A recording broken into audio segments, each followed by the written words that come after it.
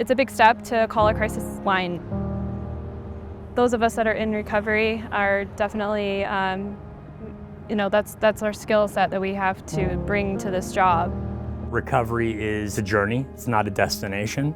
Our lived experience is our biggest asset. We're trained in de-escalation, but I think we have the work experience. You can't educate someone on this stuff. You either have experienced it or you haven't.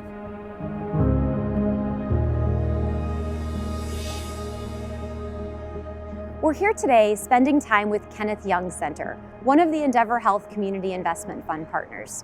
We kind of see ourselves as filling in the gaps between existing systems. There are amazing police departments and amazing social work departments. All these things exist, they're staffed by amazing people. What about the gaps between the two? Kenneth Young Center provides prevention, intervention, treatment, and recovery.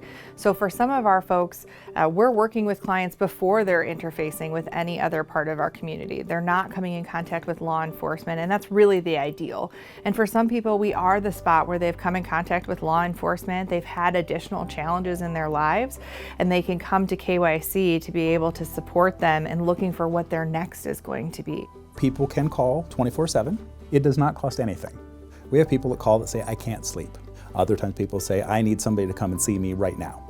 And then we mobilize. The CIF has allowed us to purchase vans, and that allows us to go out into the community, transport someone who's experiencing distress to whatever their next step is.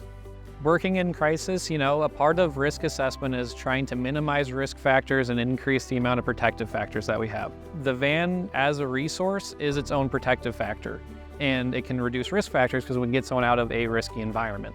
The vans provide us some security and safety where we don't have to take our own vehicles, or we don't have to force that person to come to a different place or to meet us somewhere else. We can meet them there. Sometimes people don't really want people talking with them at their home.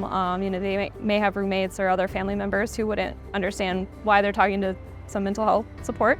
It's a good way to have that privacy. We also have the living room space.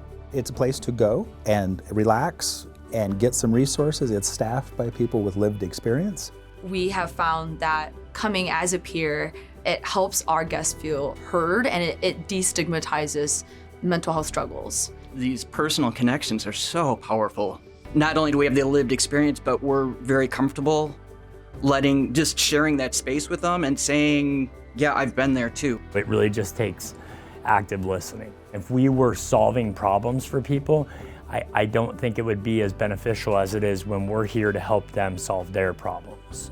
We want to get away from this sense that a crisis has a specific meaning. For me, it might be something that's happening in my home or my family. What your crisis is your crisis.